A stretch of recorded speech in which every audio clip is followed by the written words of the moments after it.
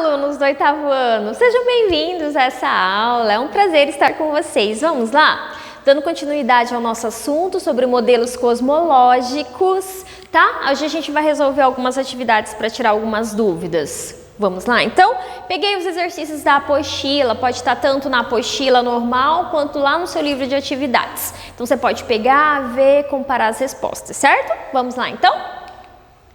Primeira questão. Como você diria que surgiram as primeiras ideias sobre o universo? Então, quando a gente pensa, gente, na questão do universo, nós sabemos que os povos antigos já estudavam o universo, o movimento dos astros, faziam com que eles estudassem o universo, pudessem plantar, colher, mas também nós tínhamos a questão desses povos primitivos associando os astros a figuras divinas, e aí a gente teve o surgimento do que a gente tem de mitologia, certo? Segunda questão. A ciência não é produzida alheia às questões de cada sociedade e época, certo?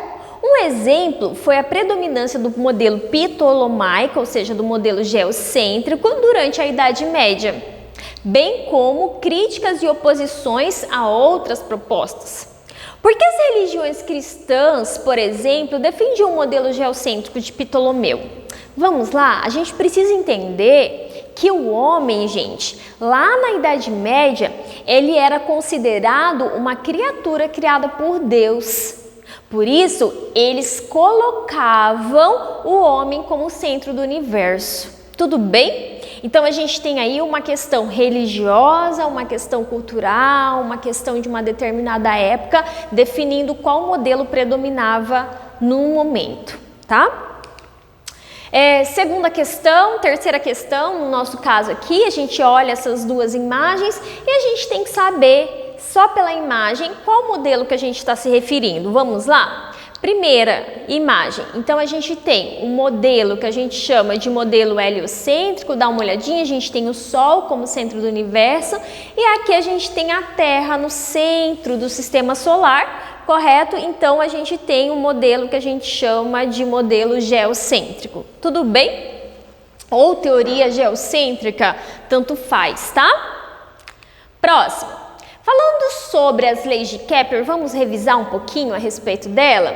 Então, Kepler ele foi importante, teve aí 3 leis que fizeram com que a gente entendesse um pouquinho melhor sobre o sistema solar. Primeiro, a órbita antes era considerada uma circunferência e com ele mudou um pouquinho essa história, então Kepler definiu que os planetas, eles fazem uma órbita elíptica ao redor do Sol, correto? E esse Sol, ele corresponde a um foco.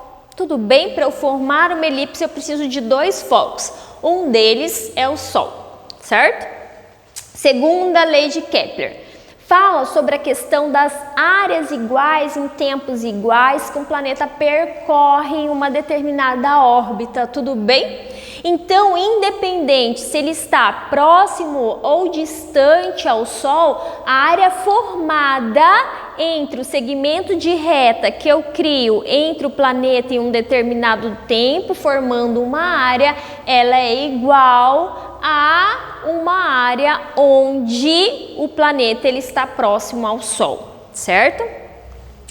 Aqui a gente tem também a terceira lei de Kepler, que fala sobre a razão. Razão do que, professora? A razão entre o quadrado da translação de um planeta, né? Em razão é dividido por o quê? Pelo cubo da órbita desse planeta, certo? Então, eu tenho aí o que a gente chama de lei dos períodos, porque na hora que eu faço essa razão, né, translação ao quadrado e o cubo do raio de uma órbita do planeta, eu tenho sempre o resultado igual a 1 para todos os planetas praticamente, tendo um processo de arredondamento, mas isso me mostra que matematicamente essa lei dos períodos funciona para todos os planetas, certo? Próximo. Vamos lá ao exercício para ver se a gente consegue entender um pouquinho sobre esses autores. Primeiro, Modelo que defende que a Terra não está em movimento. A gente sabe que quem defende essa teoria é Ptolomeu, correto? Modelo que predominou aproximadamente 1.300 anos. Mais uma vez, né, só mudou depois de 1.300 anos a teoria geocêntrica, tá, gente? Então, Ptolomeu também. Modelo considerado híbrido, então os planetas giravam ao redor do Sol e o Sol e a Lua giravam ao redor da Terra. Esse era o modelo híbrido e aí o autor desse modelo é Tycho Brahe, correto? Então a gente tem aqui, número 3, modelo que considera o Sol como centro do sistema solar, modelo de Copérnico, certo? Alguma dúvida, a gente está tranquilo? Então vamos lá, continuando. Aqui a gente tem uma imagem, né, que fala da segunda lei de Kepler, e então eu tenho que entender que eu tenho que associar a área, correto, ao tempo que esse planeta percorre uma determinada órbita, tudo bem? Então os tempos, eles são iguais em todos os momentos que o planeta percorre essa órbita. Então o tempo relacionado ao quê? O tempo relacionado à área. Vamos lá então? O que eu tenho aqui, ó? Dá uma olhadinha. Esse campo em que eu relaciono ponto P, que é o planeta, né, com o ponto O e o Sol, gente, ele forma uma determinada área. Este ponto que eu relaciono o Sol, o planeta e o seu movimento até chegar em ele também forma uma determinada área. Sempre, tá? As áreas vão ser iguais e o tempo também é igual, certo? Então eu excluo essas 3 opções e me sobra essas duas, ó. O tempo, T de tempo, o tempo entre as áreas é igual, certo?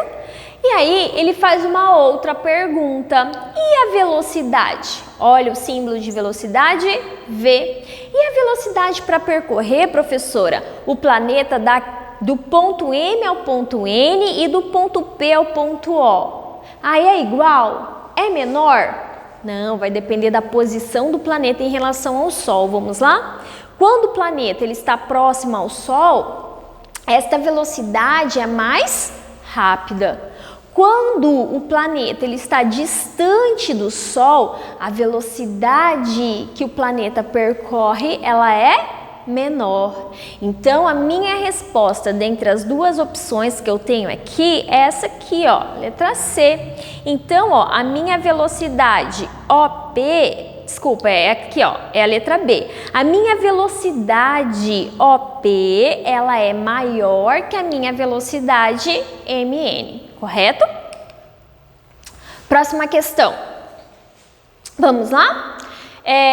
Kepler introduziu vários conceitos com relação às 3 leis dele. Vamos lá? Primeiro, os planetas descrevem órbitas circulares ao redor do Sol, verdadeiro ou falso? Falso, né, gente? O segmento de reta que une o Sol a um determinado planeta cobre áreas iguais em tempos iguais, verdadeiro ou falso? Verdadeiro. Comigo.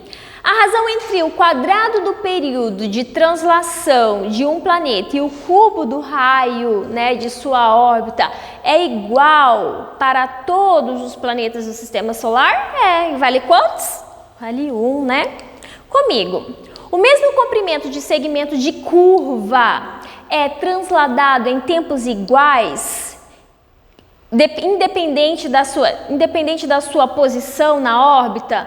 Não, né, gente? Porque às vezes eu estou mais afastado do Sol, às vezes eu estou mais próximo do Sol, então a minha velocidade aí ela vai ser diferente, correto? Então essa questão de curvatura, ela não vai ser igual à curvatura, agora o tempo e a área sim, tudo bem? Por último, o Sol se movimenta em uma órbita elíptica, sendo a Terra o seu centro.